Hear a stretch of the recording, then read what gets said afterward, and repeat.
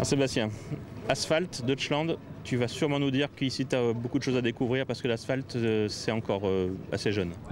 Ouais, c'est encore assez jeune et puis en particulier ici, c'est vraiment un rallye différent des autres où voilà, où on a des parties dans les vignes très étroites avec énormément de changements de direction. Une spéciale dans un cœur militaire où il y a beaucoup de parties sur du béton qui peut devenir très glissant s'il pleut par exemple. Donc c'est vrai que c'est un rallye très piégeux avec beaucoup de changements d'adhérence et où l'expérience est sûrement importante. Donc voilà, on aborde ce rallye avec beaucoup d'humilité. On s'attend à un rallye difficile et le but ce week-end ça va être d'essayer de progresser, de se rapprocher des meilleurs.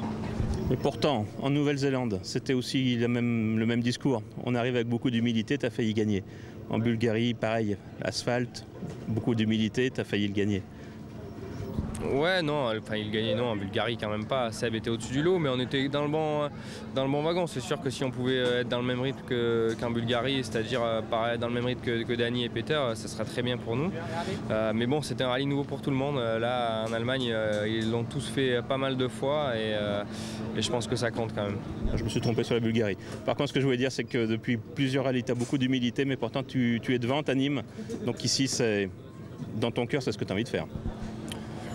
Non, mais sur terre, c'est sûr qu'on est capable de le faire maintenant. Sur terre, on est vraiment dans le bon rythme et on est capable de se battre pour la victoire quasiment partout. Donc ça, c'est bien.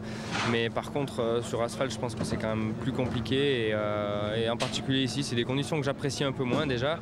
Et où en plus, certains de mes rivaux sont très forts. Donc il faut qu'on progresse. Retour dans le team junior, ça fait un peu le yo-yo entre les deux, mais l'ambiance est bonne de partout, donc ça ne change pas grand-chose. Oui, voilà, Citroën c'est une grande famille et il n'y a pas grand-chose qui change entre l'équipe officielle et l'équipe junior. La manière de travailler est la même et pour moi c'est assez transparent. Ouais.